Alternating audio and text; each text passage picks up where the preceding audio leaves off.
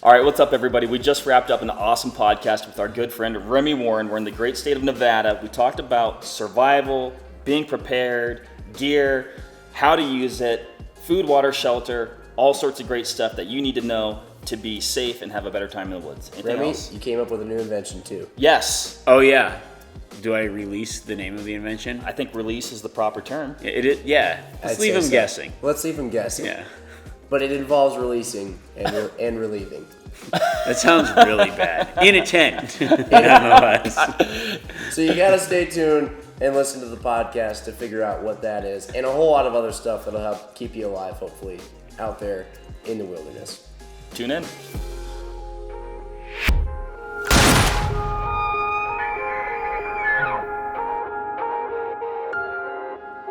What is up, everybody? Here we are, not in the normal location of our podcast. It's been a minute since we got out of the den that we normally podcast from. And we're actually out in Nevada currently. And our guest for today's show is Remy Warren. Hi, guys. Remy, you've already joined us, and you are in one of what is still in the top 10 of our episodes. We have these little analytics we can go back and check nice. out. And The Life of a Guide, where you joined us with also Paul Neese, is still in the top 10. I believe it might even be in the top 5, actually. Ooh. It's a good all one. time. And now we're over 100 episodes, too, so that's a big deal. Maybe this will be number one. Maybe. This could be number one valuable information that you're about to listen to. This could be. Oh. So with that said, everybody stay glued to Buckle that. up. Stay glued to that Lock in. radio, computer, whatever, Walkman that you might be listening to this on. Can you listen to the podcast on Walkmans? Should we come out with the CD-ROM version of the podcast eventually? It's probably the most practical. Maybe a Laserdisc, tape deck kind of thing. Bottom line, if you like number one information, Numero uno. So, Which brings us to our topic, taking Exactly. a number 2 outside. we actually do want to have that topic eventually. So, we discussed, actually, the topic came up on our way over here driving to Remy's house. And Remy, you mentioned yesterday that the weirdest thing you've ever eaten is what? A slug. Don't eat slugs. You can't eat slugs. It's kind of something you're not really supposed to eat. No, I couldn't remember though. It was like I was just doing like a survival thing, just to test some skills, and I forgot. I was like, I found a slug, and I was like, I think I can eat these because I eat a lot of snails, but I always cook the snails. But then I took a bite of the slug and immediately remembered. You know, sometimes you think of things that you're like, the things that are like you can't eat, you remember because The moment you crunched on them? yeah, well, no, you're like, what? There's something about slugs. I've never eaten a slug. Yeah, I'll try a slug. And then I remembered, oh yeah, I think you can eat cooked slugs, but when they release this. What I remember about slugs is it happened the moment that I took a bite of it. Is they like release this like goo as a defense mechanism that fills your mouth with this like weird. I don't even know how to like. is it just like the slug goo? It's like slime. Yeah, but it like secretes it out of its skin like fast. Yeah. And more of it, and it fills your mouth, and it's the worst tasting, like worst texture. Just like sticks, and you can't get it out. It is. You immediately spit the slug out. That's like a frog grabs a slug, he's gonna be like, blah. Like I don't even think a frog would want to eat a slug. And afterwards, when I got back to service, I researched it, and there's a lot of other weird things you can get from eating raw slugs. So I'm not the only person that's tried it. But it's probably like a Tide Pod challenge type thing people probably in back in the day before there was that kind of stuff. We're like, eat this slug, man. Were you saying somebody had died from eating a slug? So yeah, there was a news story not that long ago. I think within the last couple months where, I don't recall the exact circumstances. I think there could have been a dare involved, but yeah, and I don't know, like we're talking about if potentially like almost like choked on it because of those secretions, or if he got some sort of weird parasite from the slug. I don't know what it was, but it was pretty tragic. The dude lost his life because he ate a slug. As I did with the cinnamon challenge, I thought the trick to getting something disgusting down was to just swallow it and get it over with as soon as possible. So I'd imagine if you did that and all that slime is just building up in your I mean, pure breathing. Yeah, pure speculation. But the bottom line: don't eat slugs. We're gonna make T-shirts. We're gonna make bumper stickers. We're gonna travel school to school, telling the children of the world, don't eat slugs. Don't eat it. I feel like the more you tell them not to do it, though, you'd be like, oh, well, why? Let me try this. We should come up with some sort of way to say that slugs are high in vitamins and that you should eat slugs so that kids don't. Yeah, they're like vegetables. Yeah, they're That's what we need to do, a campaign to call slugs vegetables. Kids will never eat them. I'll say this, though. I don't think there's like a big problem, actually. Like, I don't think we're like really attacking like some sort of epidemic like the right actual now. like Tide Pod thing Remy kind of brought up earlier. That might be. Yeah, we should say Tide Pods have vitamins in their weird vegetables. deal. So with that said, because the slug thing came up in a matter of discussing survival and let's say you find yourself in some weird situation where you're out in the wilderness, you've run out of food, you've run out of water, you're out there in a place you didn't intend to be at a time you didn't intend to be out there. The conditions have worsened. I mean, any matter of things can happen where you wind up in a situation that you weren't exactly ready for. Which maybe part of this is to just make yourself be ready for anything. Where do you start with somebody who's, as you get into discussing things, obviously being a guide, you're out in the wilderness all the time. I mean, for many, many days of the year, you still are. Yeah. And, you have people that go out there, like what mindset do you try to get them into so as not to freak them out so they're always walking around paranoid, like at any moment I could be, Tom Hanks on an island with just a volleyball or, but also not going out just sort of like, well, I'll be fine. I know. I'll say this, Jim. Speaking of mindset, the scenario you just described, I already panicked. So I'm just going to put that on the table right now. Where do you start with somebody like that? Or that, they're getting into this kind of hunting that's going to be out in the wilderness, camping, multi-day stuff. Yeah, I think so. I mean, there's like survival stuff, but I also think that there's a lot to be said for just having good bush skills, as I like to call it. Just like knowing how the basics and then kind of like expanding those skills every time you're out there. I think a lot of people go into the wild or whatever unprepared because they don't or they haven't practiced some of the skills that you just take for granted. Like, I don't know. I did a filming thing quite a few years ago, and the guy that was actually one of the videographers had done a lot of stuff for Nat Geo and other stuff, and we're out camping, and it was well below zero. And, through the course of the thing, I was showing him, like, just some tricks on how to keep warm. Like, his sleeping pad wasn't good enough, so he took some garbage bags and put pine boughs underneath his tent to get him up off the snow. And then, I'd build fires and stuff. And he's like, it's probably one of the coolest compliments I ever got from somebody. Cause he's like, man, I've been out with a lot of people. He's like, you're the bushiest guy I know. He's like, I've never seen somebody build a fire as well as you. He's like, I've been everywhere, like Africa, all over the place. He's like, I've never seen anyone build a fire as good as you. Like as fast and just efficiently with just stuff. Gosh, I was like, that's a cool. Building fires. And I was like, he's like, I started to think about it. I'm like, there's a lot of people that go out hunting that carry a lighter or whatever. They're like, I'll build a fire, and then have never built a fire out wherever they're at. Right. Yeah. It's like you think, oh yeah, I'll just light. Like I see a lot of people like, oh, I'll just I've got some toilet paper and I'll burn that and I'll light all this wet stuff on fire. That doesn't work. Like I've been out with people and been like, oh, here, build a fire. And they just can't get a fire going. And it's like one of those skills that you don't, it seems like you would know how to build a fire, but it's a skill I think that takes a lot of practice. I build a lot of fires. I mean, if I'm hiking and hunting and it's cold out and it's not like a fire danger or anything like that, when I sit down to glass, I'm striking up a fire. I'm not going to say, I don't like to have to throw an extra jacket on. If I'm going to sit here for a few hours, I'll be like, okay, cool. Or we're watching some elk, waiting for them late season.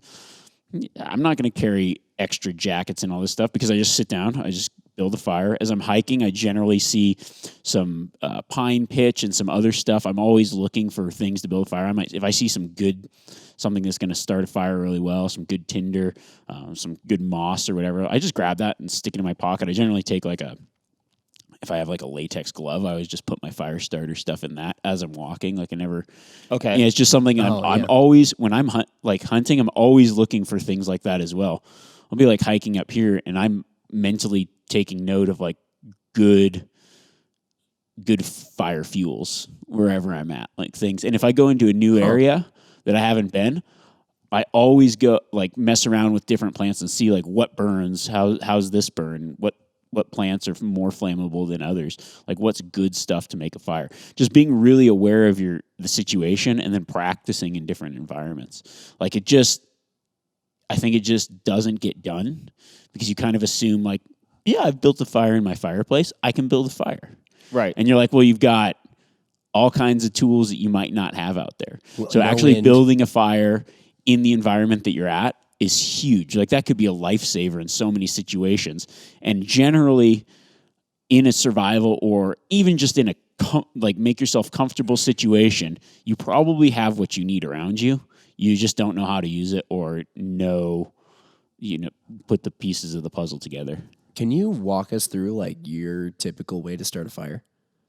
Oh yeah, I Like, mean, do you put the log? Like, what do you get? Like some logs or sticks or something? You put them in the little teepee thing. You put some. Like, what's the best way? oh yeah, I think the best way it's just all about like gathering good materials.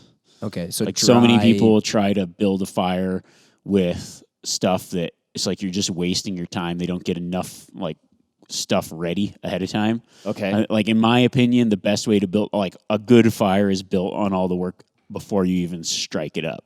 Like if I'm gonna light that match, I'm gonna know that I have everything I need right here within arm's reach to get that fire going. Like I'm not gonna ever like strike it and then fail and then have to go find more stuff. Like it's for me, it's always just find the right stuff at the right time. Okay. And have it at hand. And then I always start small, unless I've got like there's certain plants.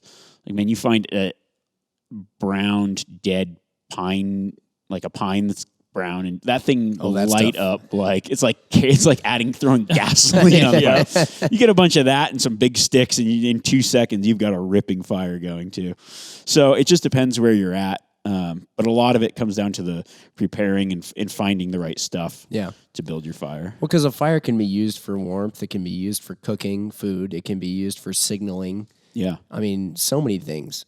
It's got, I mean, you talk about survival 101. I mean, fire is huge. Is massive. Yeah. And but then if you're out in some of the hardest places to build fires are like really wet places, Southeast Alaska, or actually I think really wet hardwood forests. That's really tough.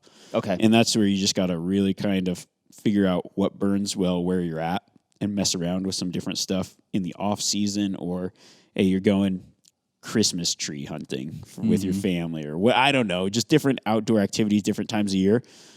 You know, build a little fire. You go camping, try to get a fire going with just some of the stuff around, not just always the lighter fluid and blowtorch. That's the truth. Yeah. Now, some people, when they think about survival and being out in the wilderness, they succumb to the marketing of it all, where they think they need 7 different multi-tools.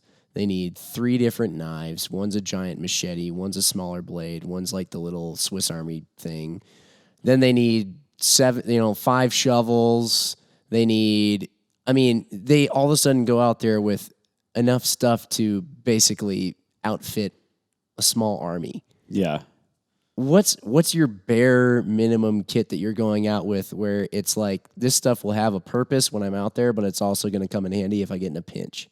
Yeah, I think I always carry a first aid kit. It's probably a little bit underdone in some aspects. I like something that's pretty light. But I'll say, you know what I'll do is I'll just kind of run through my gear a little bit, just like the non-hunting essential gear. Mm-hmm. So let's say I've got a backpack. So I generally always have a backpack. I've got a water bottle. And then what I do is on that water bottle, I wrap duct tape around it. So then I always have duct tape handy. That duct tape is probably what you'll use more than anything in your first aid kit. Like if I cut myself, boom, duct tape's right there. It's on my water bottle. It's handy. If I need to seal something or whatever, that duct tape's right there. If you use trekking poles, I also put duct tape on all my trekking poles. Okay, sure. So it's like I have that in a spot where I see it, I know about it, it's easy to get to. I don't have to dig around. So if I cut myself or something happens, or even, I mean, you know, I put duct tape around that bottle so I could just fix something really fast. You know, if you have some kind of crazy puncture or whatever, you could use it for splinting and other stuff. It's like that duct tape's right there, handy on that water bottle. Another thing that I generally always have is some kind of cordage, like paracord or you know, some kind of rope or whatever. Mostly paracord. There's this thin Kevlar. Is it the same? Is that orange stuff they use for tents sometimes? But it's super thin, yeah, but really super strong? thin. It's made out of Kevlar. It doesn't burn or anything. Like you can't fray. Like if the ends, you can't. What do you know? Like Oh yeah, where you melt it down I think sometimes. You it'll can't- even yeah, have. Does it have reflective material in it? some too, of a it little does. bit? Yeah, that stuff. Oh, and if you tie it real tight, it cuts your hands basically. Yeah, you could like saw with it. Yeah, It's Kevlar string. It's really thin. I think it's like super thin diameter and has 300-pound tensile strength. But it's also kind of hard to work with a little bit too because it's. But if you just like that's something you could always have in your pocket or in your pack. So some kind of cordage, because that works really good for securing things. You know, like if fixing things. You know, you might have your tent broke or you forgot a stake, or you might need to use it to secure a tarp or something like that. Like cordage is always great to have. Lower your pack down off of something. Yeah. Like it gets you out of a lot of crazy situations just having that there. I mean, there's been times even when I've used it to tie an animal off to butcher it so it doesn't slide down to the bottom. Yep. Plenty of times where I've taken my pack off because you go, oh man, this is a pretty dicey spot. That imbalance of the pack could be a life or death thing, but it could be pretty easy if you can sit down or turn around and climb back down a different way. So lowering your pack down with some cordage. That's why the paracord works, because it's a little bit better than that thin stuff. It'll cut your hands. Right. Yeah, so I carry that. And then I always carry at least 1 or 2 garbage bags, like contractor grade, really thick garbage bags, because I use them for a lot of things. The primary thing I use the garbage bag for is once I've shot something, I use it to line my backpack. You know, so I'll put the game bags in the garbage bag so my pack doesn't get all bloody and soaked through. Okay. They're like, oh, you shouldn't put meat in plastic. That's not true. You know, you cool the meat down and then put it in. Yeah, I mean, it's going to be in your pack anyways. Yeah. You might as well keep, especially in bear country, keep your pack from getting blood soaked and I smelling. was just going to say, is that just to hazard. like keep your back nice, or is it actually probably? No, it's to keep your bag nice. But in bear country, I've hunted with guys that are like, oh man, I don't have. I've literally packed out thousands of animals from clients and everything, all in that way. In my backpack in a plastic bag and never had anything go bad. So anybody that says it's bad is incorrect. It just helps keep the scent, I'm sure, of all that blood. But yeah, I've had guys like in Alaska not have that. Their bags get soaked with blood and it's really wet, damp climate. Yeah. And that stuff starts like it smells sour. And then the next day when you go to pack out, you're putting meat in a bag that is like soured. Yeah, it's like rotten. Yeah, because it gets in the fibers of the pack. Yeah. And it smells rotten and you're like, man, you smell bad. You're going to attract bears for sure. Like that's, yeah. So I always have those plastic bags. I mean, that's such a good tip too, because you want to use your pack again, and you're probably going to be using it again, like you said, on that same hunt. You're putting your puffy jacket in there, anything, and now it's being like completely contaminated with just rotten yuck. Yeah, because once you aren't like leaving it in over. As soon as I stop or whatever and get to camp, then I take the meat out and keep it in the game bags, hang it up, and then I'll turn that plastic bag inside out, let it air out, and get all the blood or whatever that was in there out, and then the next day fold it back in and put the stuff in and keep going. So I always have those bags, but I've also used those garbage bags for so many different things. Like let's say you have to stay a night, like an unwanted night out wherever. Having that waterproof barrier is awesome. Like they're big enough and durable enough. You could literally just crawl up in that and kind of traps your heat. Right. It's like a poor man's bivvy. Yeah, exactly. You could build like a tarp with it. There's times where I've been in the high country and I just use that. Like there's no water, but there's snow. So I'll put the snow on top of that bag and then funnel it to a bottle just sitting there. And then the sun hits that black plastic bag, melts the snow, and then pours it right into your bottle. Oh, okay. God, I've used it 1,000 ways. I've used them. One time I was hiking. It was actually just a trip that I took, like a backpacking trip in the Dominican Republic to this mountain, Pico Duarte. And I didn't like bring anything, but I had a garbage bag. And it was so cold, like just sleeping on the ground. And I just took that garbage bag, piled it up with like ferns and branches and everything and made a sleeping pad with it. And then I was warm because all that cold air from the ground, like it really chills you down. So sometimes just even doing that and then throwing your sleeping mat or whatever on it, it's a great way to just stay warm. So like if you had to sleep out there at night, you got 2 garbage sacks. One, it's just easier to keep that, especially if the stuff's wet. You can put the wet stuff in a bag, but it insulates you from the ground, and then you can crawl in the other one or whatever and make like a little nest inside whatever shelter you make. Or even make a shelter out of it. The thing I respect most about listening to Remy stuff is that you like to travel light, right? You like to travel light and fast. Okay. And a lot of times I feel like you find yourself in situations where basically everybody else on the planet would be dead. And you're just like, it's Not very me. bushy. I brought a trash bag. It's very bushy. Yeah, that's my new word. Oh, so bushy, bro. Bushy, So bushy. Bushy, bro. Yeah. Bushy, yeah. I say that because like when I try, I travel light, but I don't travel light because I've gotten that way because of a couple reasons. Carrying all the camera equipment for solo hunters. Mm-hmm. My pack is like 60 pounds of camera gear, you know? So I'm like, I have no room for all the additional other crap. I just have to get everything else down to the basics because I can't skimp on batteries, lenses, tripod.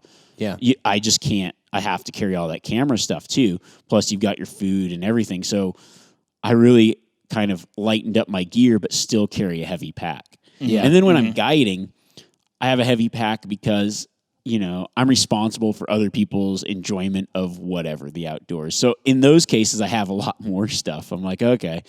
But when it's my own personal stuff, I like to have multiple uses for everything that I take along. And a lot of times, you know, you kind of forget the stuff that you have with you and what you can use it for. Like rain gear. If you got your rain gear, I mean, that's a great way to just stay warm. You don't need an extra warm jacket. Like a lot of guys will bring like their jacket and then an insulation layer and then rain gear. I'll just throw the rain gear on and walk around if I get cold. Mm-hmm. Cut the wind or whatever. It's one layer and get rid of the warm layer because you can move around in your rain gear if you're going to be hiking or whatever. There's a lot of just ways that you can get around stuff by just using the things you have. A lot of dudes carry rain gear and won't pull it out in an entire week. And I'll be like, instead of taking this puffer, I'll just leave that and just take the rain gear and throw it on and be warm. Mark just gave me the look like I can't make that sacrifice. this might be the love first the puffy thing. too This much. might be the first thing that Remy has ever said that Mark might not immediately go along I'll with. still do it now. But when you're talking about rain gear and trash bags, though, like makeshift rain gear, you know, makeshift rain gear. I've crossed many a rivers. That's all Poncho is. In waders. Double trash bags. Yeah. Oh, explain that. How you're doing that? Yeah, I'm trying to picture. Are you just doing it like like one of those burlap sack races? No, you go one each leg. You probably die that way. What I do, I go one each leg. I put it over my boot, and then I put my gaiter over the trash bag.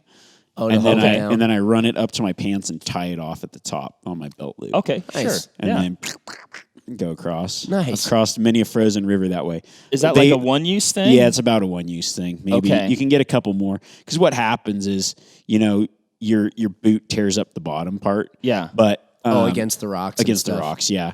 And you kind of almost want it to do that for a little bit of traction, depending on where you're at. Sure. But when you put the gaiter over it, it keeps the water, like you run that gaiter really tight, so that plastic layer in between then goes to your waterproof boot.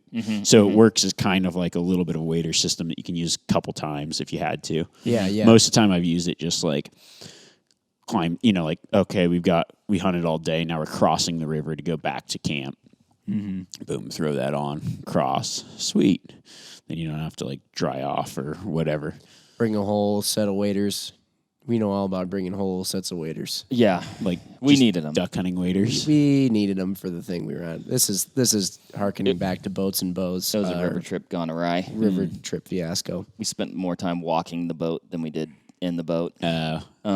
Yeah, and we had a boat that looked something like a miniature cruise ship crossing the Atlantic or the Pacific. I would have expected to see Maersk on the side of our boat with how much gear we had packed into that thing. Anyway, but you like be prepared, not prepared. I killed a bull back in Washington, which is generally super rainy during the rifle season. It was actually pretty rainy the day that I killed it, but we were getting it out the next day, and it was like bluebird, and we're like, okay, we're going light and fast. We know we got to get this bull out. Like it looks like it is today. Like not a cloud in the sky. The instant we start working on the bull, like it starts to rain, and I had waterproof layers, but my dad and my brother didn't, and so my dad had a trash bag, and he just made a quick rain jacket, and we worked on the bull, and my brother actually got wet, possibly mildly hypothermic, but not my dad because he had a trash bag. There you go. It's great. It's multi-use. that is. All right, so you've got thus far basically everything that I would expect a serial killer to have in their truck. Yeah, exactly. Duct You tape, have rope, duct tape, and garbage bags, and then handcuffs. No, just kidding. Because you never know when you're going to handcuff yourself to a branch. Yeah, and then outside of that, and then the little first aid kit. In my first aid kit, I always keep an extra lighter and some of those like wet fire, those fire the little starters, like cube things. the cube things. Those are pretty good, or some kind of like fire starter, just in case you don't want to take extra time to go find something that's good tinder. Yeah, right. Those are great. Those are awesome to have. I think that's pretty standard. What do you carry 2 lighters? Or what's your like the actual fire implements that you carry? Pretty much just a standard Bic lighter most of the time. Okay. Because I keep that extra one in my first aid kit for a lot of reasons. There's been a couple trips where I've like hiked all the way in and forgot a lighter, and it wasn't to make a fire, but just to start my jet boil thing or whatever. Sure. And once you've eaten cold water Mountain House for a week, you're like, I'll never do that again. I didn't realize. I now know I would. That's another thing. Don't try. I was just putting like glacier water in this. Pasta Primavera used to be my favorite Mountain House meal, and then glacier water ruined it for me. It was like wet. I was wet and cold, and I'm like camping under this rock below this glacier, and I'm eating cold Pasta Primavera because I forgot my freaking lighter for the stove, and it tasted like throw up. And I have not eaten pasta Primavera since. I'm sorry. Yeah, because of the glacier water, huh? Was it the just glacier it was water cold and then like mixed. It just didn't. Was it silty? Oh, it wasn't the water that had anything to do with it. It was just the temperature of the cold water. Okay. It was like the smell of it smelled like throw up. It like tasted just terrible. Next time, I would just eat it without water, like just the dried. Yeah, it's like croutons. It's way better. I don't croutons. know why I didn't think of that. I was like, oh, maybe I'll just soak it up with this water, and it was just cold out. Like it was just really cold, kind of miserable, like brain freeze cold, and never really hydrated well, and had this weird throw up smell.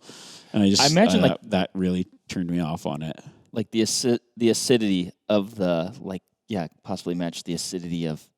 It doesn't sound. None of that sounds good. And talk about miserable. Like you're cold. Yeah, wet, and now you're eating a cold. And I was like, man, I just wish I had like something. I was trying everything too. I was like, maybe if I hit these 2 rocks and just nope. I was like, what about my? I think I forgot my spoon too. So that's I forgot a lighter and a spoon on the same trip. But I had everything else. Tape. Yeah. What are those? I don't know what it's called, but it's like the little the little rod, and then you can like flick it. Yeah, and like make a spark. flint and steel kind of thing. Maybe that just is what it is, a flint and steel. Yeah, I think that. Yeah. So I was messing Or fire around. striker. This was actually 2 days ago. I was practicing my bushcraft in the kitchen, which actually I very rarely do. So like that's actually like one of my big goals is to like even just like out in the yard, like practice some fire stuff, whatever. But I'd never used it, and I was like, well, I wonder.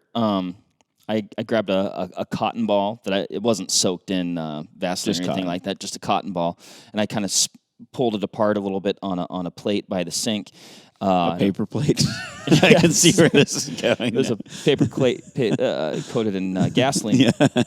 And but I hit that thing with a spark, and Yeah. like I was expecting it like maybe a spark to hit and for it to like maybe create like some little ember and maybe I'd have to blow on it. No, it was like an explosion of fire on one of our dinner plates. I was actually quite impressed with the whole ordeal. You're like, wow. And it actually burnt for like a little bit longer than I guess I anticipated for something that went up that fast. Like it kept a flame for, I don't know, 10 seconds maybe, something like that, Nice. So don't practice fire starting in your kitchen. Like it exceeded my expectations of what was going to result. So, speaking of cold, pukey mountain house and eating, Yeah. let's say you're back there, and have you found yourself in situations where you don't have the mountain house on hand, and now I guess you must have because you tried eating a slug once. Oh, yeah, but I mean, those were like intentional situations. Okay. Those weren't like do or die situations. I mean, there's been times where I've just gone like, oh, yeah, I'm going to go for 5 days or 4 days. And then I'm like, I haven't seen anything. And I'm way back here. And I'm like, man, I could hike out now or hunt another day, but I don't really have any food left for a day or two more. I mean, I've been in those situations. I'm like, I'll just keep going.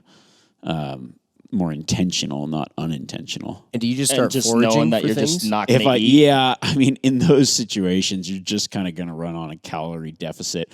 I mean, there's times where if I see stuff that I can eat, yeah, I'll pick it, grab it, whatever. In that particular instance, there was just nothing there, really. It was like fall, high alpine, like you're way above timberline. There's really not a lot.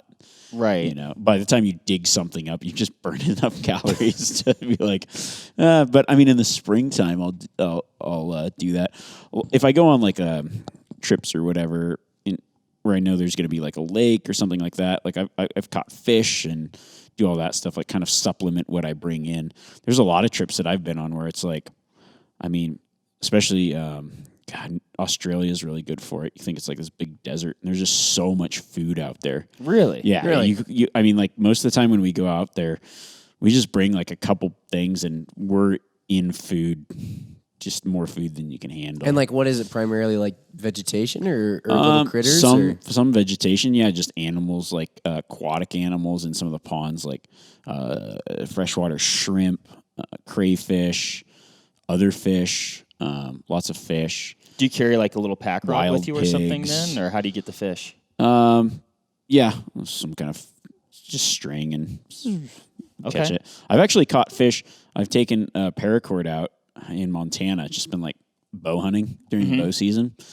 Been like, okay, cool. Like get up to this stream or whatever lake, and it was actually a lake, and just deconstructed the paracord and took the inside things out, made a little line, took a square stick and caught a grasshopper. Not a square stick, just a little stick, tied string in the middle, sharpen it like a little toothpick, stick it in there, and then toss it out. Well, trout comes up, they grab it, and then you just give them a lot of slack, and they just go to the bottom and wait for them to swallow it. And you pull it, and the stick then goes like the opposite direction, gets stuck in their throat, pull it in, fish. Okay. Fascinating. That is awesome. Okay. Does that make sense? Yes. So Yeah, maybe it I'm actually like does. describing Yeah, it. So you so ended up, he swallows it and it goes down the nice way, the Yeah, the long nice way, and then way. when you pull it, it ends up going perpendicular to their throat, and it just exactly. Yeah, I've caught a lot of fish that way. serious. Wow. Yeah, but you gotta the trick is you got to give them like enough slack to take it. Yeah, So like yeah. almost sometimes I've even done it where if I don't have a lot of cordage, tie it to something that floats. Sure. And then you kind of like you toss it out there, and then let them take it and like let them digest that for a little while. Don't just be like, it's not like, oh, I mean, set the stick, hook. yeah, because the stick's not Yeah, because going they'll anywhere. take it. They aren't gonna like they don't mind the the string as much. In those places, most of the time, it's not like these real leader shy fish, anyways. Like Pretty high mountain tenacious lakes little or buggers. whatever. Yeah. Is that the kind of thing you just came up with? Like you're just sitting there and you're like, I bet this would work. Or did you like read about that somewhere? Or? I have no clue. I don't know. I've been doing this since I was a kid. Like I don't even know. Probably some book somewhere. Yeah. I would have just been, I guess I need to bring a fish hook, but Yeah. apparently not. You can make a fish hook. Apparently not. I think that's the easiest fish hook to make. I've tried making lots of different types of fish hooks out of other stuff. Yeah. Out of like pin. Like there's been a lot of times like, Safety I wish. pin or- Yeah. That doesn't work. Tried that. It doesn't really work as well. Just bend too easily. It set, it it just doesn't really. Yeah, you're like, a safety pin, because there's always one in my first aid kit. I've tried it. I think if maybe you got like your multi-tool and like bent it into a better hook, Right. But then like attaching the line to it's tough. I think you're better off with just the stick, Just the stick. side we see. But it takes you got to kind of judge the size of the fish and then your stick, and you need like a good bait. But I've even done that in like random places with bananas, like turn a banana. Like just the into, banana the itself, banana, not like the peel or anything. No, right? no, just a piece of banana with a stick in it out there.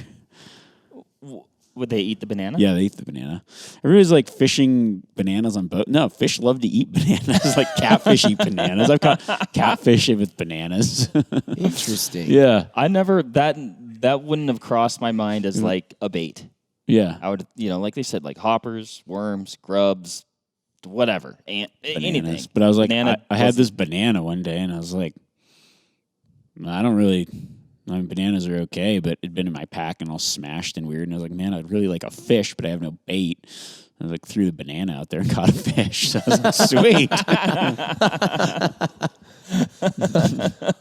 It's brilliant. Okay, so yeah, When so you- fire starter, Yeah. banana. Yeah, I mean, but What else? it'd be way easier if you knew you're going in there. Just bring like a little hook and sinker and little thing. Like Yeah, a little split line. shot. Yeah, Off you go. Yeah. The thing that gets me is that what you're describing, I feel like in many ways there could have been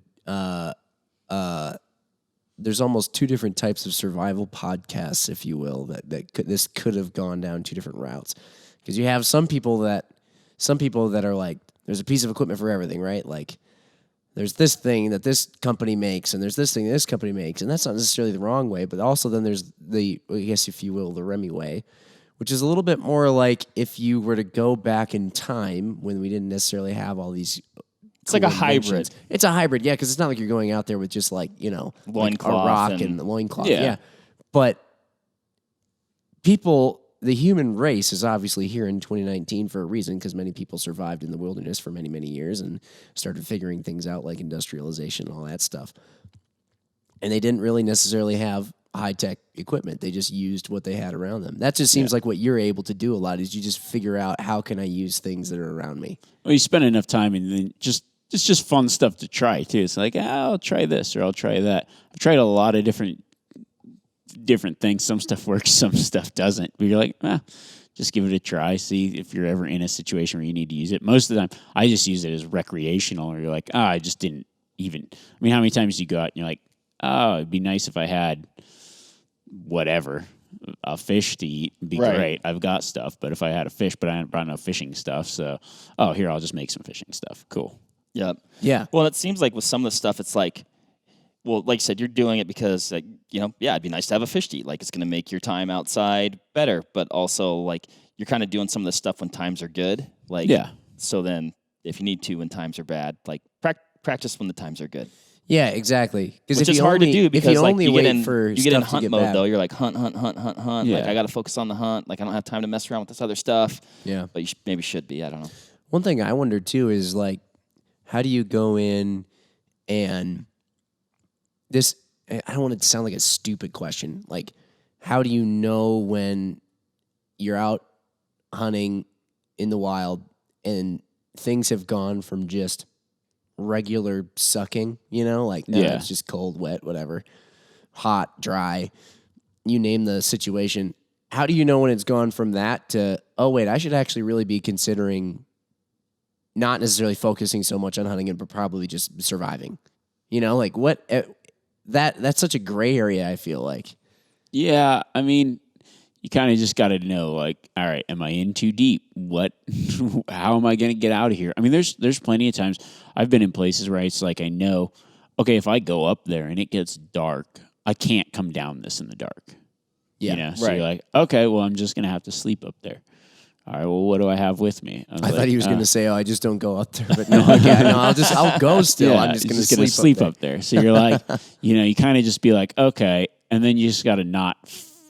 I mean, there's been plenty of times, especially it happens more often like tar hunting in New Zealand, where you're like late in the season, because what happens is the snow, it gets sun on it, and then you can walk up it, and you get up there. But as soon as the shadow hits it, it just freezes hard again, and you're like, there's no way I can get down this. Like, I'll die. So you just go, okay, well, I'm going to have to sleep up here. Generally, in those, like, if you're in that kind of situation, though, like, okay, well, at least I'm going to have my sleeping bag and sleeping pad, and then I'll just find a rock to sleep under or use my garbage sacks and kind of make a little shelter. There's been plenty of times where I've just kind of made an additional shelter with the garbage bags, just put like a rock in one corner and then tie your paracord around it and loop it around something, kind of secure it, make like a little area, sometimes you do that when you're camping, just to kind of have like a little cook station. You got your little tarp or garbage bag.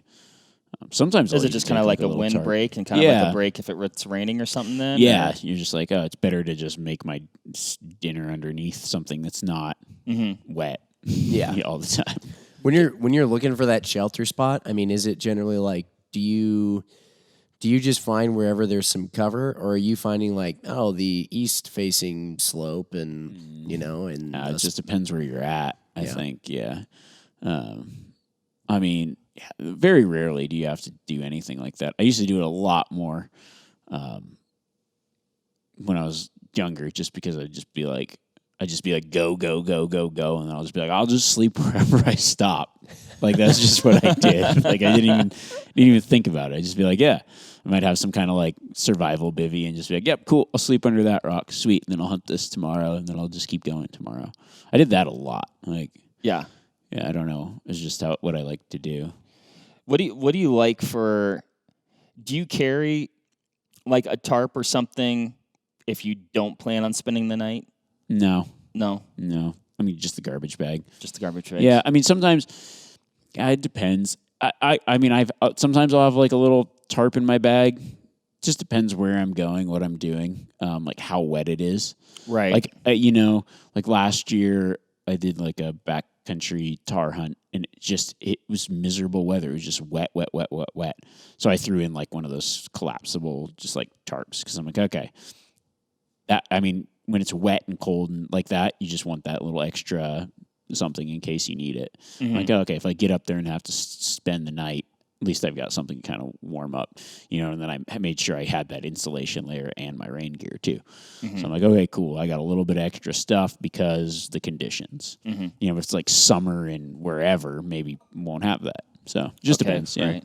And was that like a tarp, like a tarp from the hardware store, or kind of like more like a design, like more of like a tarp shelter, more like a tarp shelter. Okay. Not space blanket, and not, they make like the reflective tarp, it's like an actual tarp with a reflective side in between those two.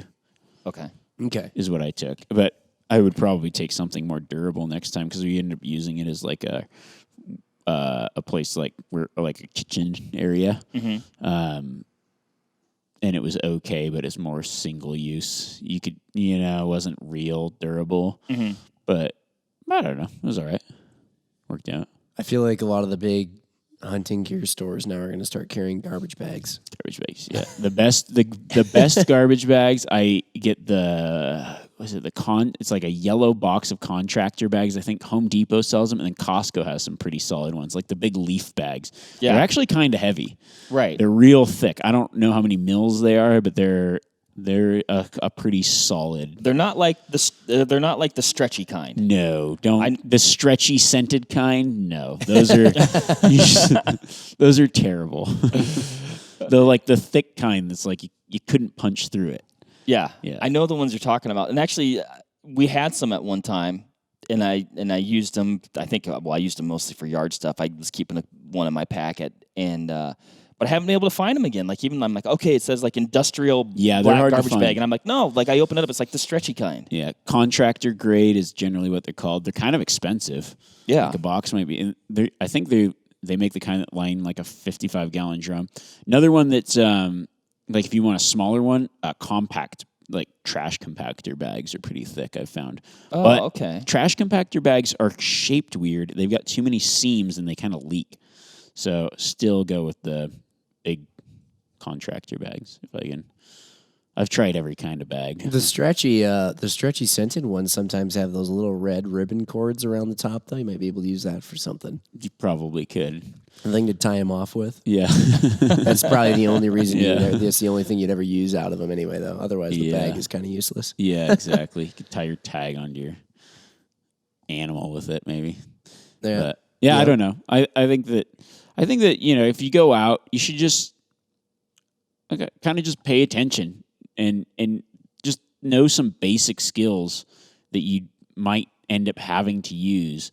And one of those basic skills is just being aware of your surroundings and being aware of like what you have with you and how you can use that in different ways. That's a skill in itself, is just being cognizant of like what you have, and then build some kind of confidence just by doing stuff outdoors. I mean, it doesn't have to be like when you aren't hunting, when you're doing other things, build that fire, make a fire when you're camping, like do some other things where it's like, okay, I have enough skills where I feel more comfortable in the outdoors. I feel fairly self-reliant. And I think that like if I got in over my head, like I think I'll be okay. I've got enough stuff with me. And then always bring what you need to feel confident and comfortable if a situation does arise. So like you're like, I don't have that many skills, like I don't spend a lot of time outside.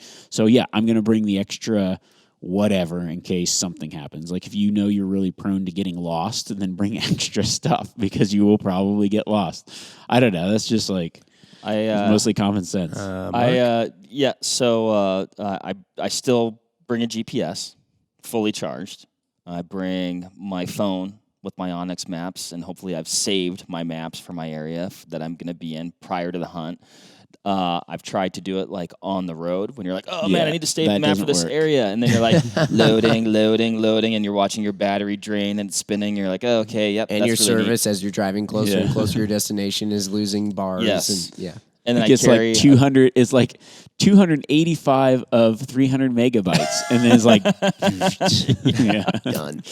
Dang it. And then I have a compass, and then probably what I haven't I used to carry, I lost it. A whistle. I should probably still be carrying a whistle. Mark, you are a quintessential overpacker. No, that's like those are my keys to survival. Like I just see Mark going out like do. He's like got like the backpack with the rolled up knapsack at the on top. On the top of like, the backpack. That's and about like 2 the times scout his height. whistle and like shorty shorts for sure. That's it. Yeah, he's whistling. Yeah, I just to himself. I don't know, man. Like I don't know. We've talked about this before, but I think I attribute it, and maybe this is or isn't the case, to like being the little brother, and like my dad always knew where he's going, and like my brother was in front of me, and all I had to do was just follow their footsteps. So like I could, might be prone to getting distracted too, Jim, but like, oh, cool bird, and like, what's this? And oh, deer tracks, like, oh, there's my brother. I better, catch up, And That's fair. And I don't know. Where did the overpacking thing come from, though? Because you have this duffel bag, and it is my least favorite duffel bag on the planet. I hate it when the duffel bag comes out. But we've only it's been the size of this coffee table. Yeah, you could use it as a shelter. Yeah. Multi-purpose. Yeah, it's waterproof. Okay, that's actually, well. it's not. How It has- waterproof is has it? holes in it now. Yeah. But so the trips we've been on, like I've been, you're not limited, right? So like if we were gonna go like on a hunt, like I still might have more stuff than Remy. I'm not ditching the puffy jacket, but like I can pare it down. But then I'm more cognizant of like, do I want to get super wet today, right? Because even rain gear kind of gets wet, Sweat inside. sweat and stuff like that. So like I feel like you just like then I'm a little bit more careful of some things like There's like a happy medium, because if you take too much stuff, then that can actually weigh you down or hold you back and Right, potentially put you almost in a more dangerous position if you're attached to it too much, that. Right. If you take too little, then of course you could be without critical things. My pack is like, I would say I'm pretty in the middle. I take what I need. I try to lighten it up when I can, but I don't really I wouldn't consider myself an ultralight guy. I'm not cutting the handle off my toothbrush. I'm not shaving the corners off of a map. I'm not trimming down my mountain house packs. I'm like, sack up, dude. Be stronger. Carry more. It's okay. At lightweight, I'm more about things that pack down Dave. in space. At lightweight Dave, this one's... So I'm just like, toughen up, lose 10 pounds, and then you can throw it in your backpack. You're fine. No, I'm just kidding. You know what though? That's a nice little reality check. It is. Well, I mean, Hey, my what's dad. a good piece of gear? Toughen up. Yeah. Oh, okay. All right.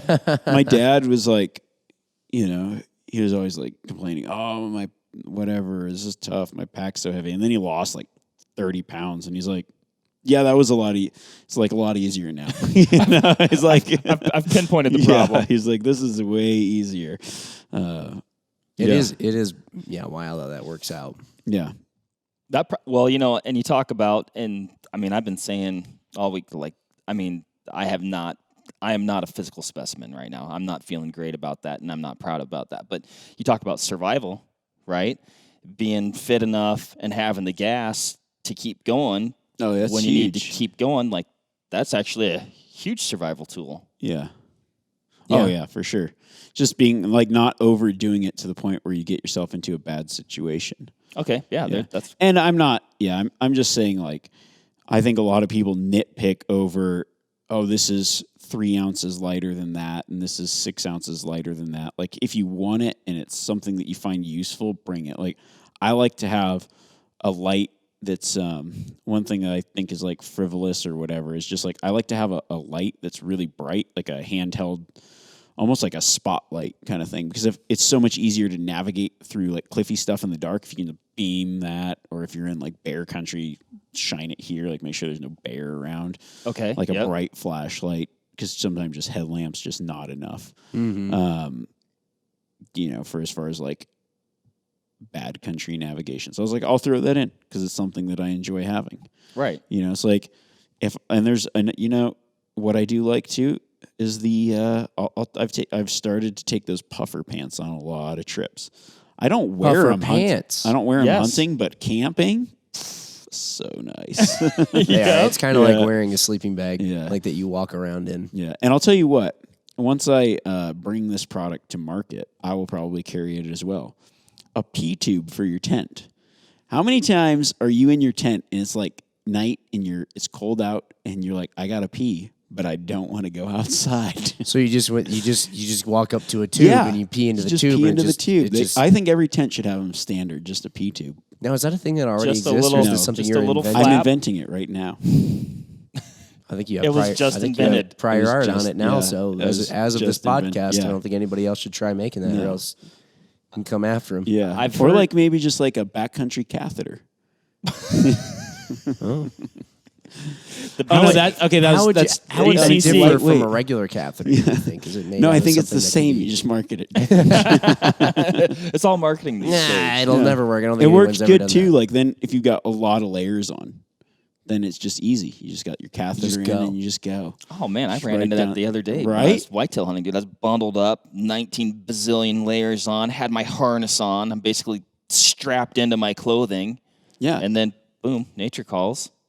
I needed the. Now, what do There you could do be a for tree the- stand version too. It's 20 feet long, just right to the ground. I think they already have that. You just market it different. Just take beer bongs There you go. and market them different. And we always talk about that dual purpose functionality. If you need to rip a beer real fast in the woods, bam, Hopefully you can do it's- that. there. You Hopefully can rip a beer. before Yeah. you're beer bonging, and that's what makes you have to pee. Yeah. Okay. And, And then then after you pee, you're done. But I would say you beer bong first and then pee. Don't go pee than beer bong. It's Yeah. just bad form. Yeah. Whatever Leaves a you're bad into. taste in your mouth. Whatever you're into. Literally and metaphorically. I have heard Speaking. on a real note though, with the having to when nature calls in the middle of the night. I know folks that that's why they make the argument for a floorless shelter, because they're like, just in the corner and off you go. I know folks that pee in their Nalgene's, and then I also know folks that Then they reuse it. yeah, I'm not going to name names. It's a mutual friend of ours though. That's a horrible idea. I know. I would never. Or maybe they just use one water bottle as a pee bottle. How did we get on pee bottles? That's my fault. Because your pee tube. Oh, yeah, That's the a- pee tube. That's all right. The classic backcountry pee derail. tube. I'm glad you brought it up. It's more of a joke, but I like to think of it as a Potential moneymaker. Yeah. When you're like out there in the tent, you're like, I do not want to get out of this tent right now. Yeah. You might have to. What you may need to do is just design an entire tent, and the whole tent's purpose is to make it really easy to relieve yourself when you're in the tent. Sounds messy. Yeah. Sounds like that one. I think I'll just operate the zipper now that I've thought through this again. Or when the P tube comes out, then I'll use that. So yeah, I guess I've shared some gems today, man. Whew. All my secrets. That's Survival, toughen up, P tube. I think that's Yep. Serial killer tools. toolkit. Generally Got it speaking. all, yeah. Yeah, I because think we nailed it. I think we did too. What would you rather be stuck out in? Cold or hot? Cold and wet, or hot and dry? Do I have water in the hot and dry? Yeah. Yeah. Then yeah, hot and dry for sure. Yeah. That's more just like a nice vacation. Yeah, I was going to say yeah, that cold and when wet you asked that sucks. question, I was like, well, now it's an easy Because one. cold and wet, it's hard to warm up and it's hard to get dry. Right. And it's really hard. When you're it's wet, hot. everything sucks. That's Yeah. why it sucks up in Wisconsin when it's just like all year round humidity. Yeah, I don't like humid. Like even just those days where it's 60 degrees and humid is not fun sometimes. No. So yeah, just being cold and wet is not fun. Being hot and dry is like, and I'm used to it. Desert. That's true. Yeah. You bring up, so I feel like we've covered a lot of things here, and then you brought up, well, do I have water, right? And I feel like we've covered like kind of like a food component, water, shelter, fire for warmth, but we didn't really cover water. So like, I guess a little bit like, what's your water system? What do you do? And it's all going to do, like, are you in the desert or are you in Southeast Alaska, right? Like your the water availability and where you find it is going to be different. But like, I guess what are kind of like the things that you carry with you? Like you said, a water bottle. Do you also carry a water bladder or do you always go just with a bottle? I stopped using water bladders because one time it was like real late season and the water bladder punctured and got everything wet, and then I was cold and wet, and that was not fun. I was pretty upset about that happening.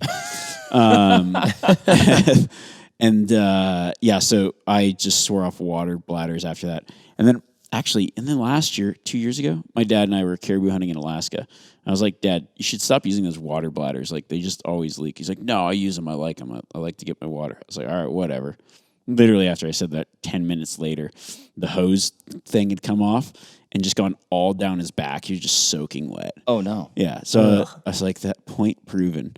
I guess if you're in like the desert or whatever, I see the benefit of the water bladder. I've kind of decided to maybe give him another try. But also when I was guiding a lot, or I still guide a lot, but when I used the water bladder while guiding, that hose gets dirty. Right. And then you'd get like a sore throat and sick after you because I just never cleaned it. You know, you got this thing that's in the dirt half the time and you're putting it in your mouth. Just the water bottle is better. It's easier to get water into it. You can kind of like scoop water. You can put water. You put it under something to get water. Yeah. I'm a bottle user. And then you bring in like a filter or something like that? What do I use now? I mean, it depends where I am. Most of the time, I just, if I'm in the Alpine, I just generally don't filter. I just drink it straight.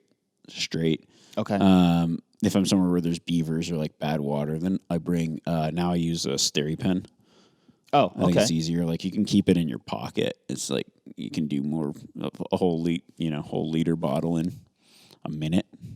The pump thing is just like heavy and bulky, and I haven't used one of those in years.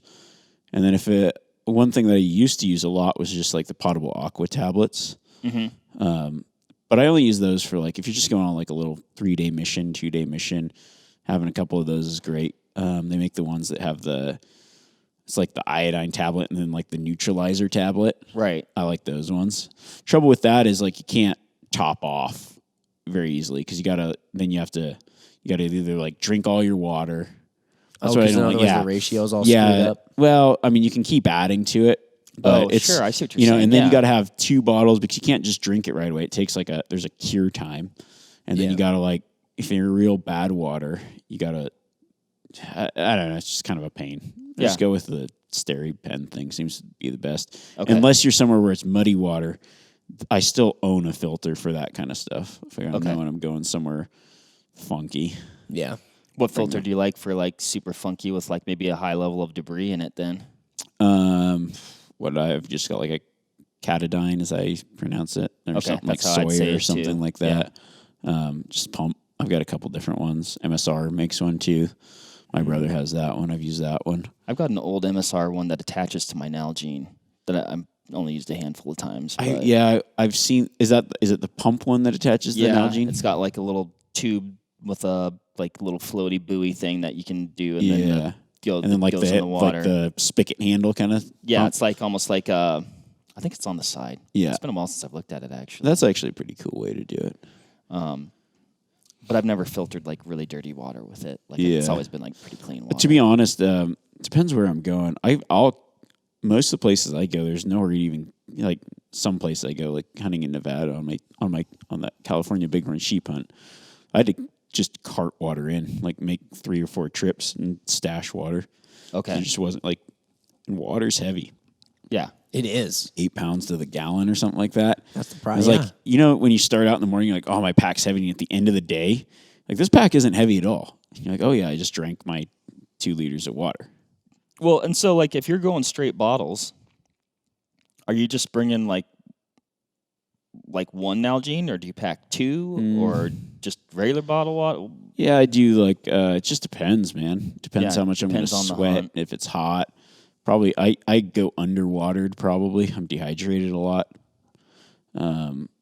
But I just started buying those 1.5 liter bottles. The tall Nalgene. Oh, whatever, okay. Yeah. I think those are 1.5 liter or 2 liter. And then maybe I'll have that and then a smaller bottle. Okay. Yeah. If it's winter time, like late season, I actually just bring, like, it's heavy. This is another thing. It's like I'm not weight saving here. I'll bring like a one of those big Yeti bottles because like this year, and you just like having a regular water bottle, your water just freezes solid in it. Yeah. Oh, you're right. like, well, what do I do now? So that like I bring an insulated bottle. It's heavy, but it's like at least I got water. And when I boil water, I can pour it in there, have some warm water to warm up. That's a creature comfort that I don't mind. Yeah. Mm-hmm. Yeah. Mm-hmm. That makes sense. Nothing like a frozen water bottle. I walk out to it all the time in my truck. Yeah. Winter, and that's another reason I don't use the tube, because if you don't push it back in, then it's all frozen. Oh, yeah. It all freezes on your shoulder. Yeah. I had that happen to me in Colorado, and then you got to reach back and like crunch up all the ice and whatnot, and try and like blow it back. And well, we're trying that, and then we'd started a fire, and so like I'm standing by the fire trying to like unthaw my plastic tube. Oh yeah, and then did it melt? No, I've had them like it worked. I've had like water bottles like blow out. Like whoops. Mark, you said something. You said a Wisconsin thing. What? Unthaw. Oh my gosh, that's a Wisconsin thing. Unthaw. Yeah. Because it's not really like actually, if you think about it, it's freezing. That's actually that's like a bugaboo thing for me that I generally like when people say the word, if we can call it that, unthaw, in my head, I'm like, it's just thaw, and now I've done it, I'm proud of you. I've been drawing out a lot of vowels lately, Jim. You're really coming into your own here as a Wisconsinite. Remy, what do you think? Have we pretty much gone over like what? Did we miss anything? Yeah, did we miss anything? No, I don't think so. I mean, that's pretty much how you do it when you're out there. Yeah. Just get bushy. Get bushy. It doesn't have to be... Be bushy. Yeah, be bushy. Just go out and practice a lot. Yeah, and just... Yeah, and take what makes you comfortable. Don't listen to me and be like, "Oh, Remy told me not to take this," and then you're out there and then you're in a Donner Party situation. Your children have to eat you, and it's like they come back and they're like, "This Remy Warren podcast thing that I listened to really sucked. Like we were trapped in 50 feet of snow crossing the Sierras, and then it's just like it went to from there." I didn't bring my puffy jacket. Yeah, it's like. I'm not going to be responsible for that. But I will say that I will be responsible for encouraging people to practice basic outdoor skills like building a fire and maybe just kind of that kind of stuff. Just be aware of what you have with you and at least have some purposes for the stuff that you're carrying around. The way I mean, this is just my personal thing is like the way that I generally figure out what I want in my pack. If I go out and there's something in that pack that I haven't used, then why do I keep taking it? So then I kind of just get rid of that. Yeah. There's so much stuff like that. For years, I carried around this giant lens for my camera to film with in solo hunters. And I was like, yeah, I've carried this heavy lens and I think I've used it 0 times. It's like, I'm going to stop carrying this thing. Yeah. Like I'm just sick of carrying this. Like, yeah, there's just certain things that you just don't use. I don't know what it is. If it's just convenience factor, not knowing where it is, it gets buried in the pack or whatever. You just don't use it. So you're like, nah, stop taking it. If it's not essential. Makes perfect non-essential sense. stuff. Well, I like it. I like it too. I've got a lot of takeaways. I need to quit counting ounces from the couch, toughen up, and get bushy. Get bushy. Yeah. All right. That's good. Hashtag get bushy, everybody. Well, thank you for listening. And we'll catch you next time, whatever that's going to be. Who knows? You never know. Where it's always something different every week, pretty much. So, yeah. Happy hunting and shooting, everybody. Yeah. Bye. Thanks, Remy. Thanks, Remy. Bye. Bye. All right, that'll wrap it up for this episode of the Vortex Nation podcast. Thanks, everybody, for listening. Hit that subscribe button so you can always stay up to date on the latest happenings over here at the Vortex Nation podcast. You can also follow us on Instagram at Vortex Nation Podcast. Again, everybody, thanks, and happy hunting and shooting. We appreciate it. Have a good one.